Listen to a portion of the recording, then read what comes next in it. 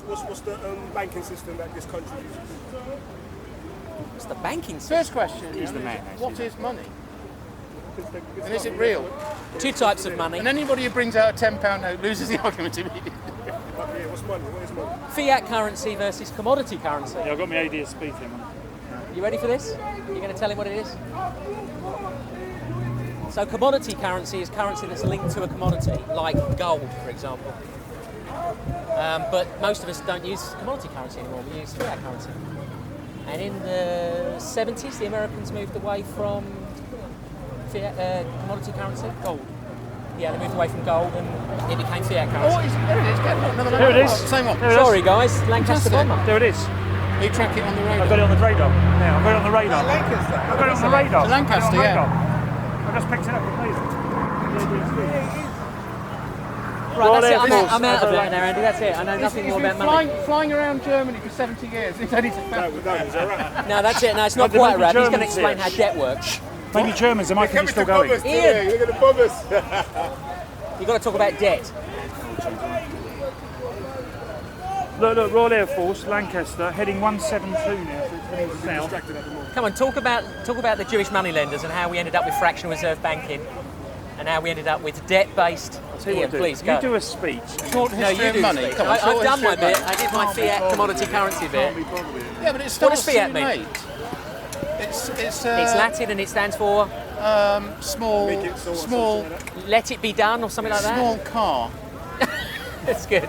Yeah, I picked it up on here. Hey! Were there two? Or was that one? Preston. Talking about money. You want to join in? What about money?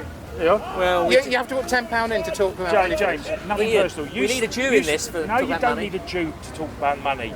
We just run the system. We'll tell you how it's run after you debate. Oh, right, okay. Tell him so about what you need debt. to do is talk first. You can tell us how Andy, we run, tell him about how debt. the Jews run the system, and then I'll say whether you're right or wrong. How's that? You want to talk about money? Okay. Go on. I've done the fiat currency versus commodity currency bit. That's So it. what's the question? What's the first question? This is Start my with basic. What is money? Right. Money is the reification of currency. In other words, it is the material or the physical manifestation of a current. So basically, if you understand the difference between money and currency, there's a difference between money and currency. The most basic difference is that money is physical, you can see it, but currency, you can't see it, it's invisible.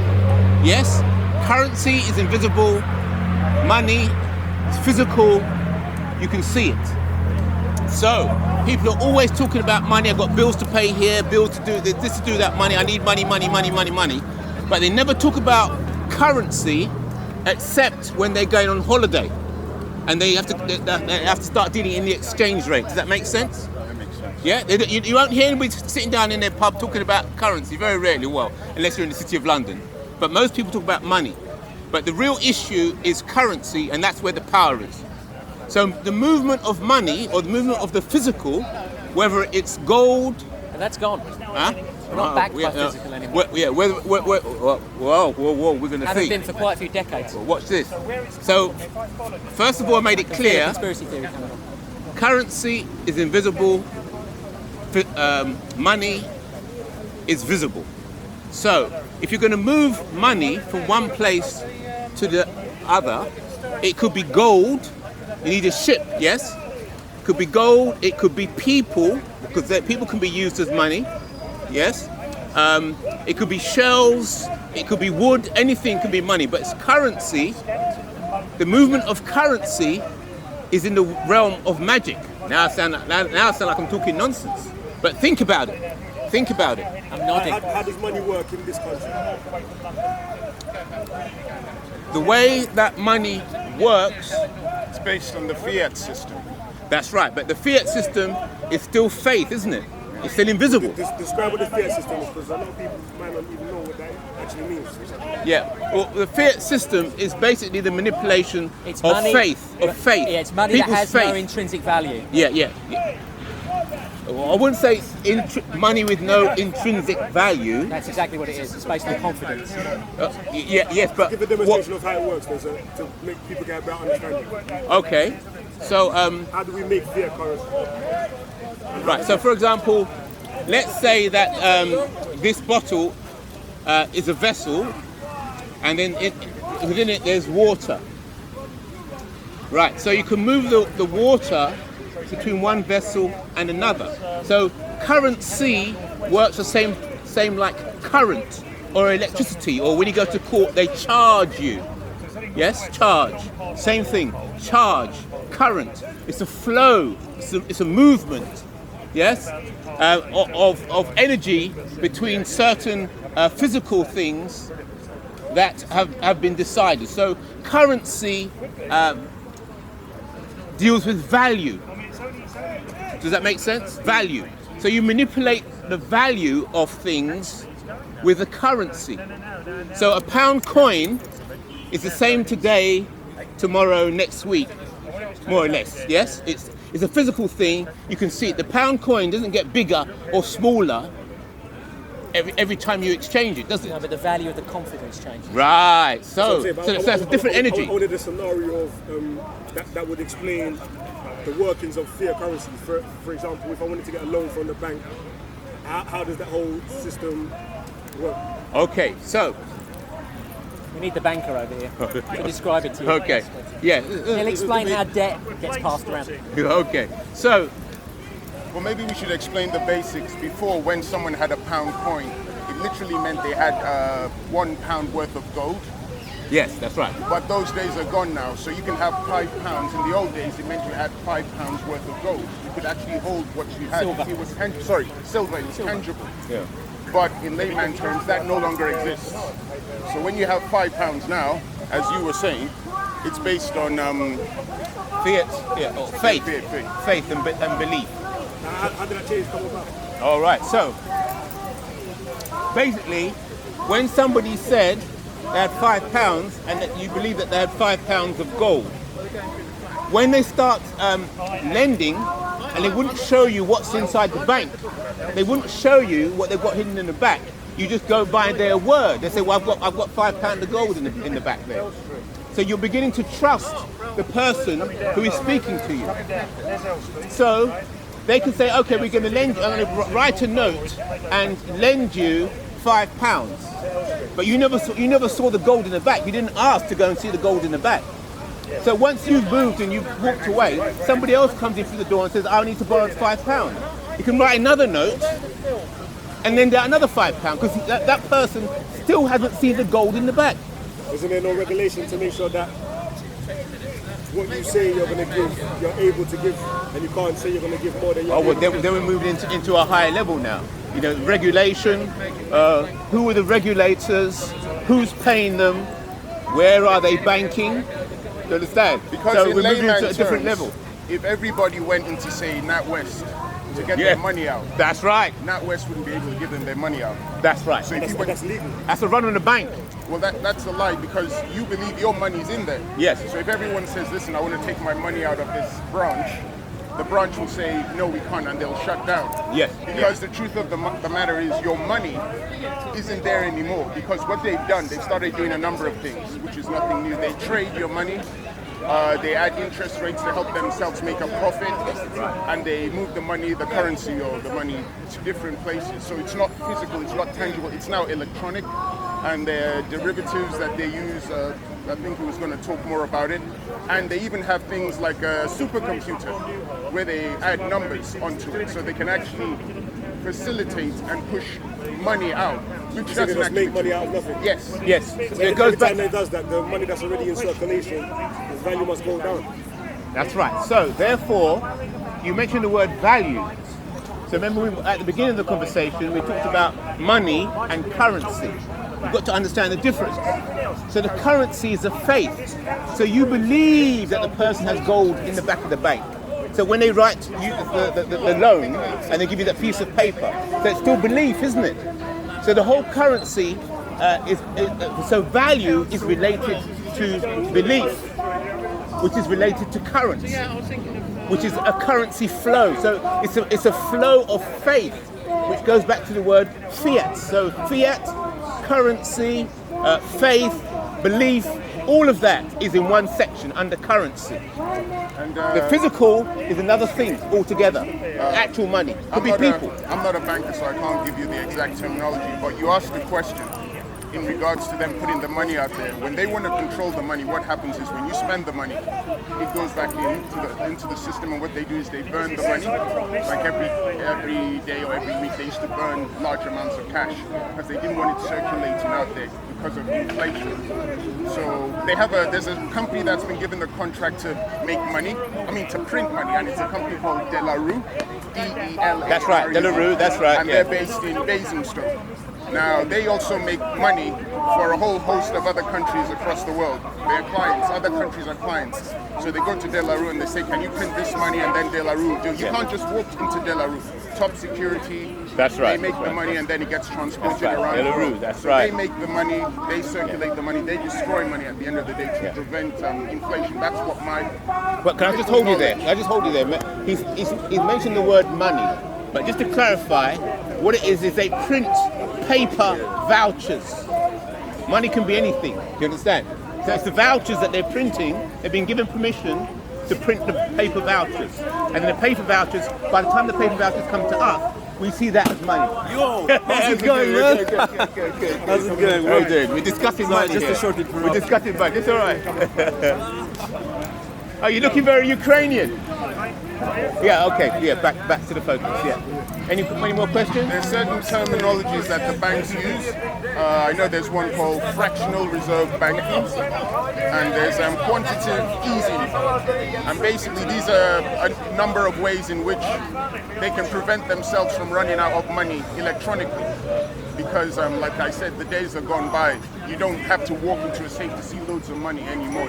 Most of it is now electronic. It's data. So when the Bank of England and a host of other banks are trying to help the economy, they create money. Help the economy. Yeah.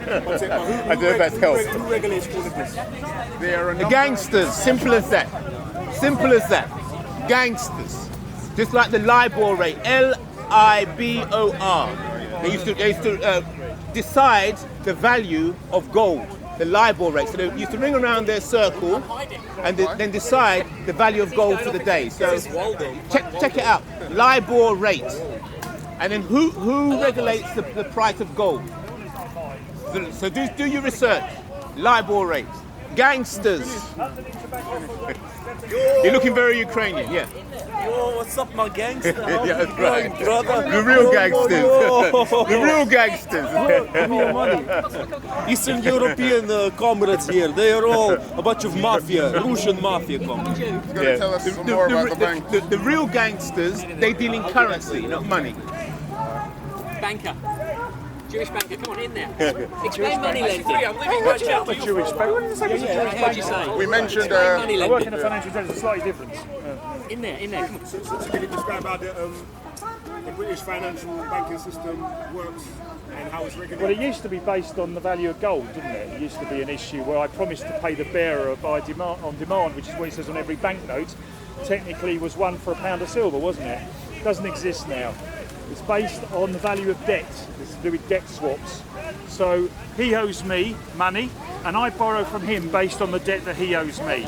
And what we do is we have what we call an integrated interest rate, which in effect between us. So I'm taking off him. So he's taking off me. I'm taking off him. I'm taking off you. That's how it works. So what we do is it's actually more debt. So is it virtual? It's not virtual as such as a deal between us, but it is virtually in effect of the actual value against gold or currency or wealth. Okay, the other comment I would make, Leon, is that when we look at the fundamentals of companies, i.e. I mean their results and so on like that, which we base on a price or value of a company, that's pretty much also gone out the window now, because it is down to the speculators to decide on the values of those companies, again on a virtual value that they feel by them literally throwing one company against the other. I mean, one of the things you need to explain It's is all the fact debt that swaps. money is made or printed when debt is assigned. Right? Correct. So as Correct. you lend money, as Correct. the bank lends you money, lends money, that creates more But money. you have got paperwork between you, but the actual physical hard cash based on what you'd class as assets of minerals and value like we used to years ago have gone out the window. It's my value, me taking a debt, for example, to you. So if you owe me £1 million, I can, and you're secure to give me that £1 million, and I can work out you're worth that £1 million. I can go to him and say, James, lend me £1.5 million because he owes me £1 million, and we'll work out a debt swap between us. And that's in effect what's going on now. And that's how they work. But you are right; they will print currency based on the value of that loan.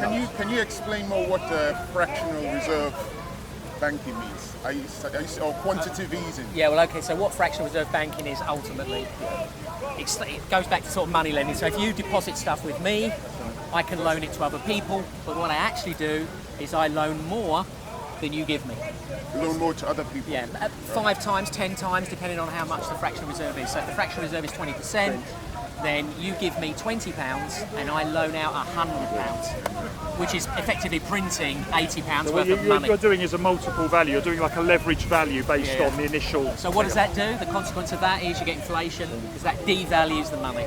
So I mean, imagine tomorrow I come to you and I say quantitative easing is slightly different. That's when governments issue more money. So if tomorrow I go mad and every company in the UK decides to get everyone a pay increase of 20, 30, 40%, all that does is inflation means that everything will cost more because everybody's got more in the system. More money's been printed basically to buy those goods. But it's in effect a false issue because what you're doing is you're hyping paper into the system that doesn't actually relate to the real. If all the people come to take their money out, now the bank goes in a run. If it gets to a certain level, it goes into a run, and the bank is. But if you go back to the beginning of banking, yes, literally the bank had the reserves able to pay out every single one of its depositors. Now it doesn't. Can you imagine all of us going to Barclays International? Well, it was we want all our originally money, commodities, right? So you would go to the money lender. You would give him your gold, he would look after it, he would spend the money on security, you could then travel the world and not fear for your gold being stolen. But obviously what they did is they took that gold and they would print IOUs, so they would take your gold, give you IOUs, and that's where money comes and that's where the currency comes in. The best way to investigate it now in a modern context, I would think, is to look back at the case of Nick Leeson and someone like that happened. Lehman Brothers. If you look at Bearings Bank. He brought, Bearings or Lehman's? No, he Bearings. Bearings. Bearings Bank. So he brought down an institution of 100 years old. Which was officially the bank that the royal family. It was the Queen's Bank was originally Bearings. That's absolutely right. So Bearings Bank, it's actually, well, Coots has also been there, banks historically. Anyway, but Bearings Bank was an old bank in the city, down in Lombard Street, part of the Lombard Group. They'd been there since the 1800s, run by very old, sophisticated people who had run it very carefully. But because we were then in the era of casino banking in Hong Kong and Singapore and places like that, what is Nick Leeson doing on that market? He's throwing gambling on the positions of other markets around the world. So he's going, Dow Jones will finish up today. Put 300 million into that, 200 million into that. And in the end, he was losing. So he's winning for a bit, then he started to lose, and it was pure gambling. And where I think that the game changed for me in modern times is the day it proved the point that James is making here, is we suddenly got to an issue where Bearings Bank failed by literally a gambling issue. So gambling just wrecked the bank. So there was all that gone out the window about how they'd looked after gold reserves and they'd looked after the value of all their depositors' money. It was basically being thrown on number 6 on the casino table. And Leeson was in trouble. And how did he try and mop up his debt? By taking more. So what he did, he went to the bank, kept calling money like a fruit machine until the money ran out. Well, that would never have happened in the old banking system. But that was an example of the modern world. Singapore, Hong Kong, those areas of the world, New York as well, London, are examples of that casino banking, which can make you untold wealth and also can literally tap you out. What would be the solution to people like in the future now? Because we know that the Fiat system is corrupt. What could they do? Can they go back to gold? No, what they can do is they could decentralise, right? So they could go into cryptocurrency. Cryptocurrency. I mean, it's still gambling, right? At the end of the day, it's still confidence. I mean, cryptocurrency has had a wave of enthusiasm and then it's collapsed. Well, the theory being that if you go with fiat currency, right, governments can step in and use quantitative easing, you've got the banks printing money. But if you've got crypto, the theory is that it's decentralised and no one can come in and actually mess with it. Yeah. So the value of it is truly free. It's a free market rather than being at the behest of governments, right? So that's you know why what cryptocurrency is? Leon? Yeah, Bitcoin. Yeah, Bitcoin. I don't know how it works though. Well, the question is that there's different cryptos. It's very, Leon, it's very virtual, that whole thing. Bitcoin's like a virtual thing. Yeah, but is it centralised or is it decentralised? And also it hasn't got the proper regulation on it, that's the trouble. But the issue is... I heard that's one of the benefits of it. Probably.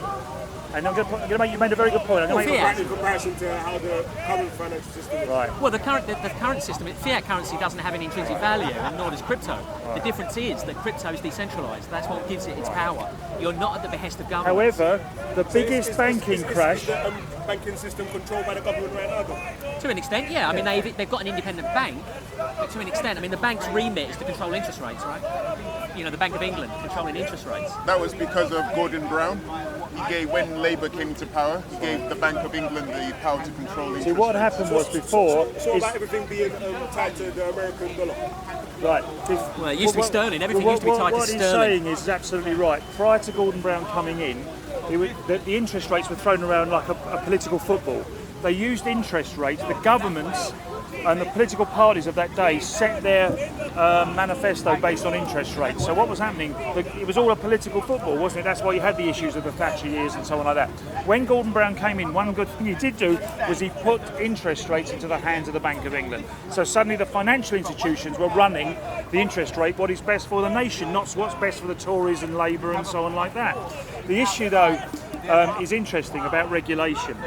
And we talk about cryptocurrency and all that. Isn't it amazing, though? Yeah, they're up in the air on crypto Isn't regulation. it amazing, though, that this massive crash that we keep talking about, the 2008-2009 crash, came in an era when there was an enormous amount of regulation. So clearly even that didn't work. Because we were in an area, it's just the regulators didn't watch the system. Yeah, but the banking collapse, there was, Labour deregulated the banks. But what collapsed There was about 9 Freddie and regulatory Fannie. Freddie and Fannie Mae and all that. But Freddie Mae, was to do, Freddie and Fannie was to do with buying debt swaps on people's mortgages and liabilities. So the banks were selling, I've got £90 million worth of mortgage debt here.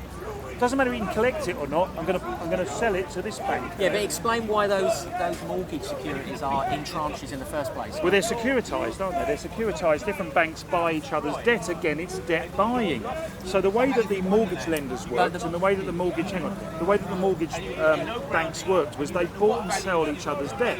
So today you could go to Halifax and take a Halifax mortgage, and tomorrow that will be securitized and taken out by another bank who will buy the same terms out. What I'm saying is the tranches were designed such that the high risk were offset against a considerable amount of low risk, right? Yes.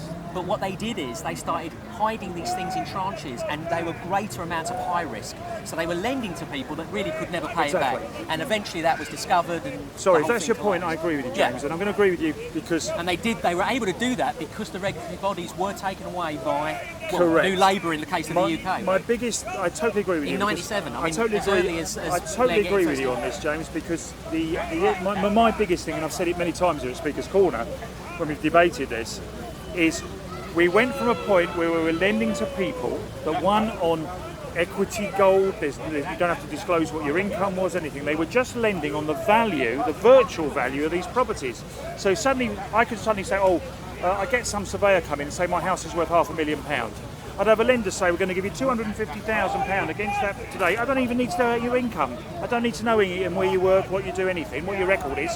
Just sign here, I earn whatever. That's exactly what I did when I bought property. I didn't have to back any of it up. It's called non-status. Now, it's just the value of the property. Of course, the property has no value in a market with no buyers. Now, and this is where the problem That's fine when you originally start it at 250 on 500. So when you suddenly have a collapse in the value of those properties down to the value of the mortgage, and that person can't pay it, the whole system's crashing out. The asset value's gone down, the ability of those people, they never had an ability to repay them anyway, and the whole thing collapsed. That's what happened. So what you saw, again, it was a debt issue, but then what banks were doing, like he said, they were coming along and buying each other out. Look at ABN AMRO. And the whole issue they had with NatWest and the whole thing. That was all an inflated value of a bank. That the Bank of Scotland, wasn't it? Bank of Scotland bought ABN AMRO. So Bank of Scotland go and buy, Royal Bank of Scotland, go and buy ABN AMRO on an inflated balance sheet that really wasn't that value. So this is what I call casino banking, but it's changed from the old days Gordon of I Brown promise had to a pay the different bill. phrase for it. He called it the intelligence of the market. That's what he called it. Just shortly before, of course, it all. I mean, So we don't really have a solution. I've sat in Cryptocurrency trading is Well, I've seen you've what got they do. various solutions. One is that you could regulate heavily. The free market capitalists would say we want no regulation. It's government interference which is causing the problem, and just let the market dictate. So maybe regulate more. So we could regulate more, or some people would argue deregulation is the answer. No regulation. But in America, they tried to. Did you hear about you? I mean, if we regulate, no bank has got. Well, one banker went to jail, as far as I know. No bankers have gone to jail in the United States for their. But have you heard of Sarbanes-Oxley? In our day-to-day lives. Sorry? What role does money play in our day-to-day lives? Well, we require it for a How bar. tied in are we with money? Well, we're tied in because we need to be able to secure basically a transaction between each other. Now, if there's another way of doing it, then we probably could bring another way. It's just the way it's worked. It's a virtual bartering tool, and it's Well, worked. the It's a question is, bartering we tool. go? We can't go back to barter, right? That's just insane. I've got You're not going a to be trust walking that down the he's going local to pay, so he has to Sainsbury's give me with- something to show. So my next question is, So- if money's so important to us, how much are we taught about money like, in school? We're not. We're not. There's kids that don't even know how to use a checkbook. They don't even know how to I mean, use for how to example, I've heard arguments that our financial system is dependent on the ignorance of the people that are subject to it. To a degree, I think that's probably I true. think you could go a bit too conspiratorial. I think it's just, I'm just no. It's a good point, Leon. What I'm saying is, from my point of view, I think that's too conspiratorial. I just think it's the lack of Okay, but think us about, looking okay, but forward think at about what this. kids need to know about. Think about when we have recession, right? So when we go into recession, arguably we're still in the tail end of a recession, right? At this point, recession is all about confidence, right? So if people start holding back money and stop spending, that causes a spiral.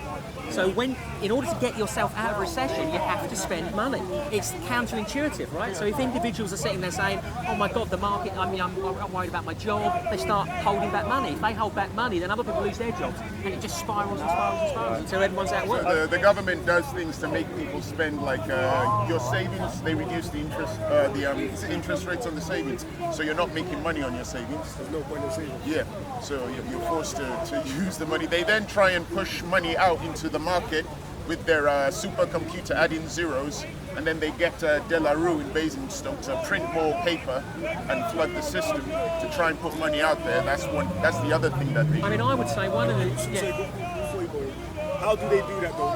Are they just able to wake up one day and be like, I want to print more money and just want to print No, they print it based Brown on, did, but they technically print it on the base of the loan swaps and so on like that. They're printing they on allow the amount of- banks to lend more money, effectively. So whatever loan swap value is in the system, in effect, is how they base where De La Rue, as you say, start printing money against that. Well, that is a very false way of doing it in some ways, because it's basically just an agreement between people, in effect, as to what everything's. But I think to come worth back to and what your the debt's point worth. about what we could do about it, if I mean, you there's no taught fundamentals, children there's no gold the basically. value of money in the sense that how the systems work, how the banks work, they might be more inclined to take things into their own hands. In other words, to force decentralization, take the power away from banks and put it in the hands of regular people, because that's what crypto does effectively. So it may well lead to a Can I decentralized, make more one final democratic comment system. before we finish? I make one final comment about from my age group. Is I'm actually someone who hasn't just seen one major recession, I've seen two in my lifetime.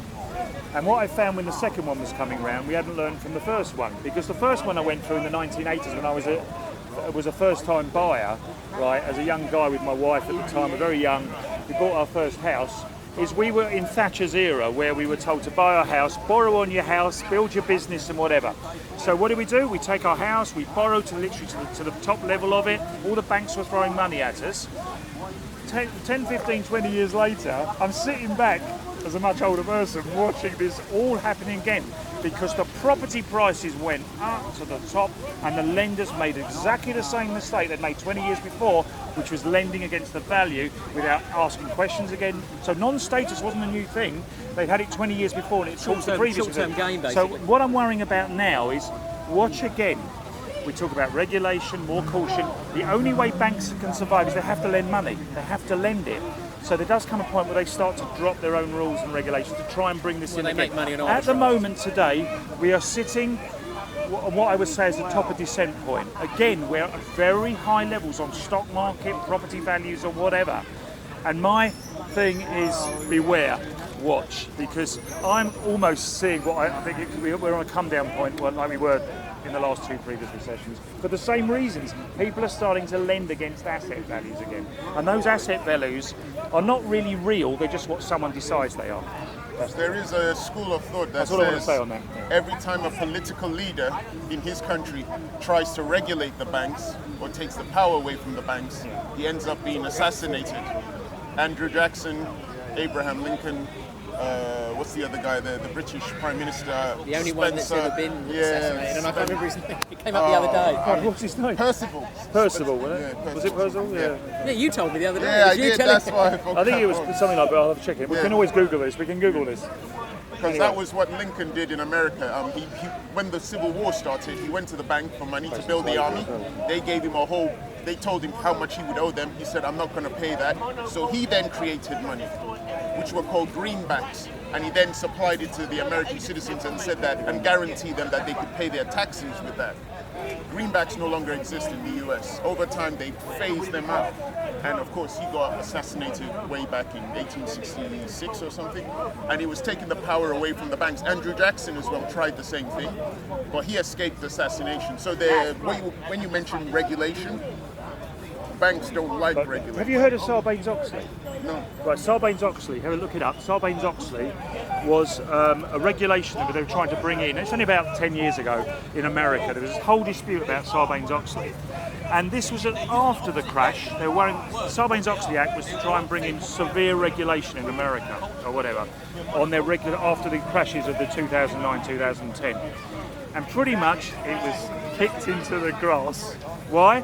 Because they realised, like James was saying on his comment, too much regulation would also strangle the market. You need to get a balance. If you So in other words, over-regulate it, they're going you to try and regulate strangulate the it. crypto, right, as well. Yeah. So they're Do you understand? working So on it's crypto strangulating. regulation. So they've got to try and find the balance where you can still trade, but not with so much foolhardiness. So they went the other way, America, and said you can't literally do anything without. And it got so complicated they threw it out.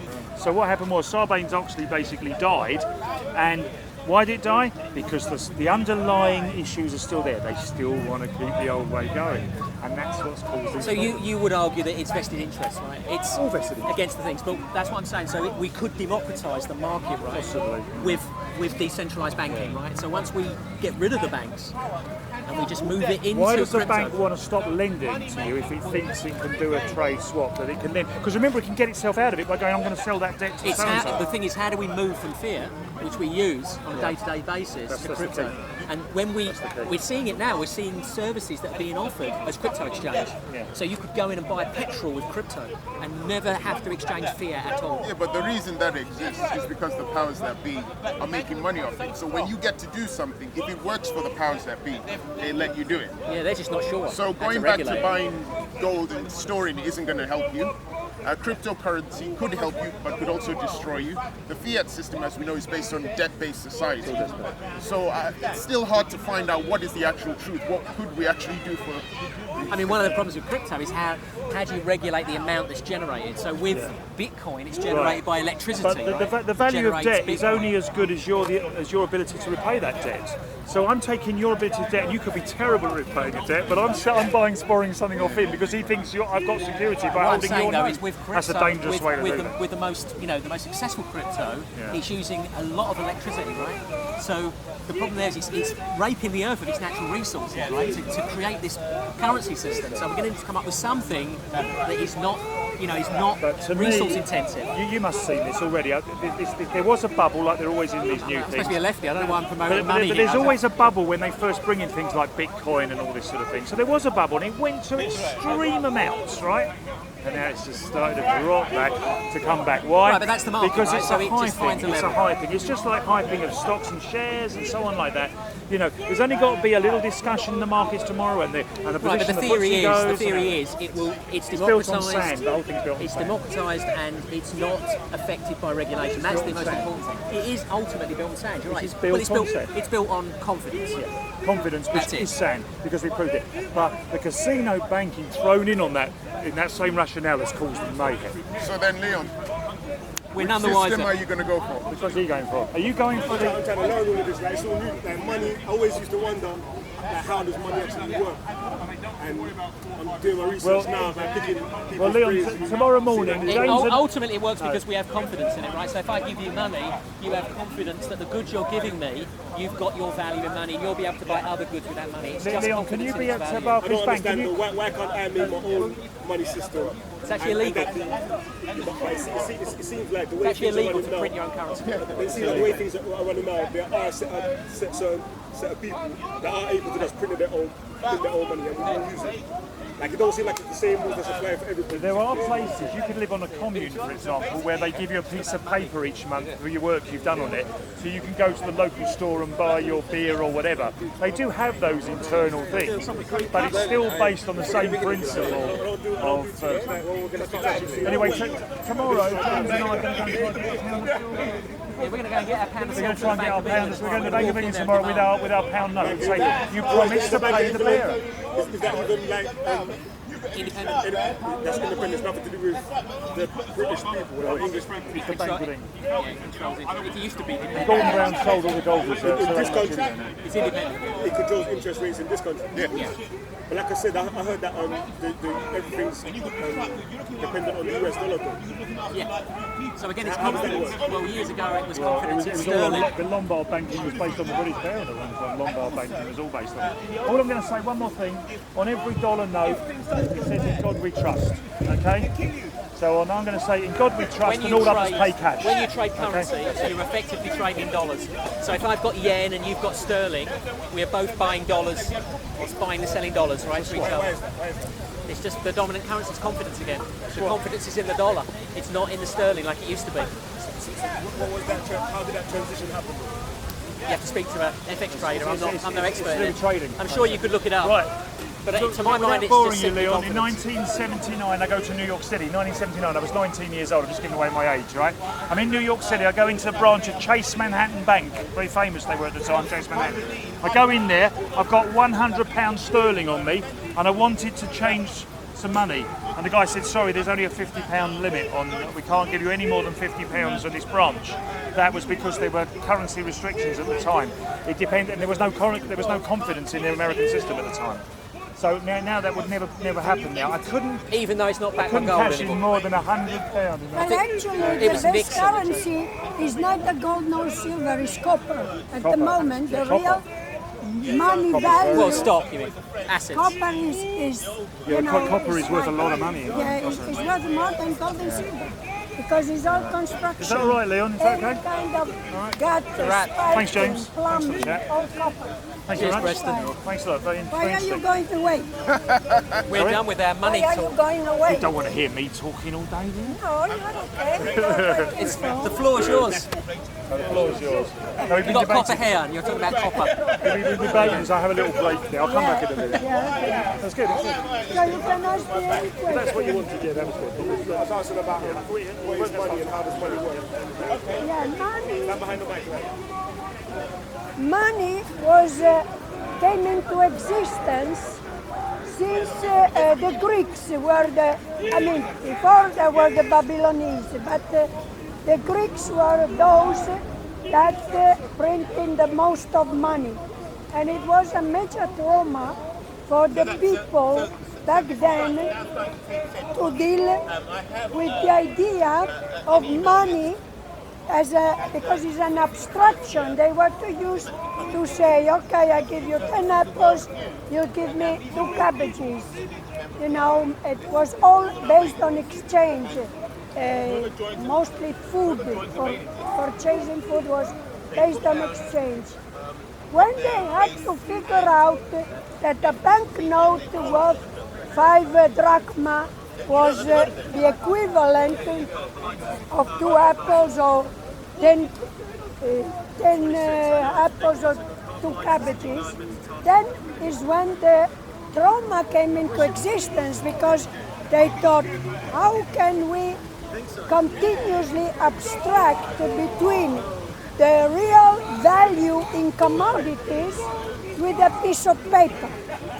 So, but then obviously when a society expands, the increase of population and the war against Sparta became major pressing issues, they had really no choice but to use money.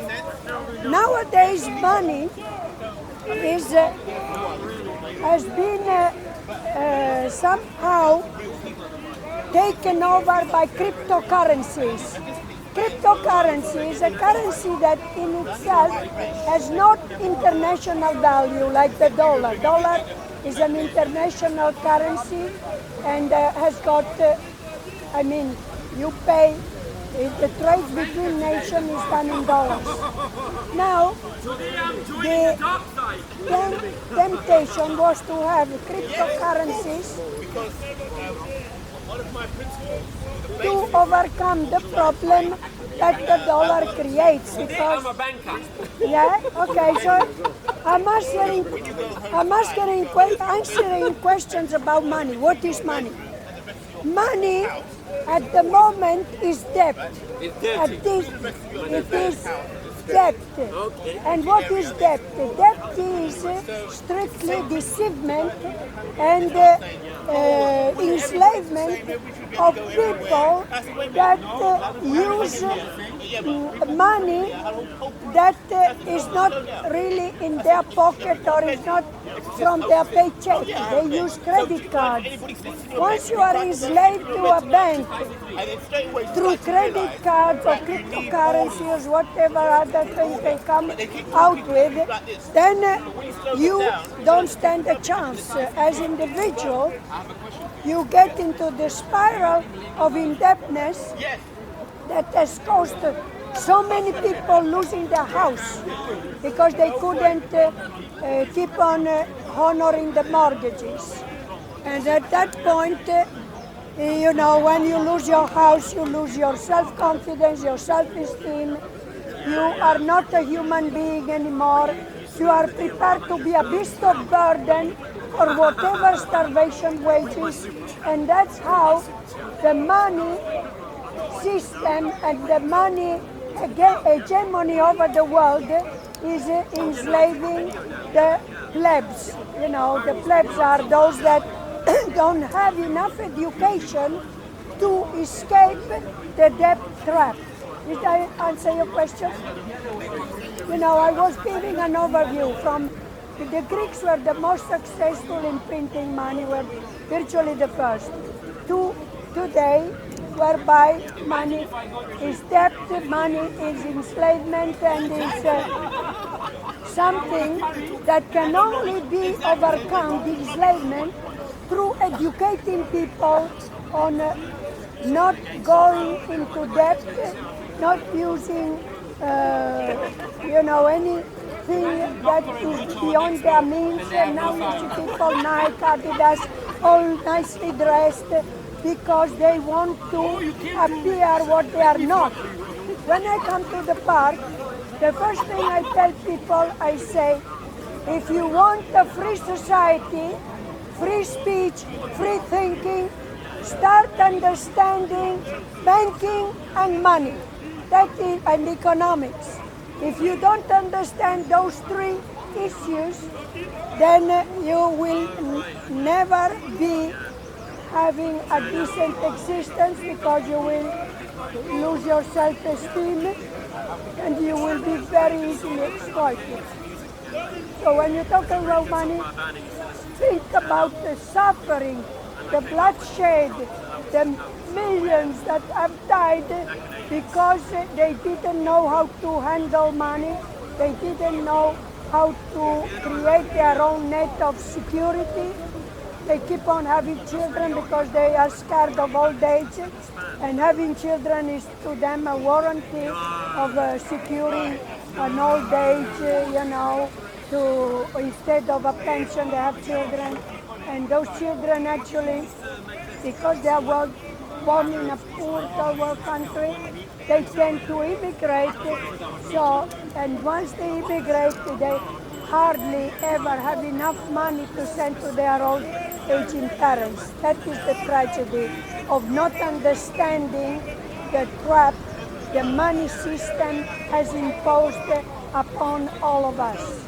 These are very major power groups, they are so-called centers of wealth and power that decide the destiny of 7 billion people because they know economics. We are exploited because we do not know economics. We do not know how to defend ourselves. Do you agree? Sorry, Liza. No, that's okay. But are you filming? Yeah, filming. I thought it was just a conversation between me and you. Another thing that I want to say, that I love Speaker's Corner, and I'm very glad that this place exists and has helped a lot of lonely people to come to terms with interchanging with other human beings, because every other form of communications is done either through the social media, through the church, through different organizations where people are not really free to express exactly what they think. Because when you join a cultural institution, even if it's called cultural, is strictly to the benefit of those that run the show. The others, so-called the plebs, don't have a possibility to really express themselves because they are into the constraints of an organization. Here, because it is not organized, it's spontaneous, and is you just express what comes to your mind at that given moment, is really the best asset and the only thing that is worth living in London. When you have this kind of freedom of expressing and saying whatever you want, then you can say this is the best interchange you can have and the best value for living in London. You know, differently, I wouldn't even care to live in London.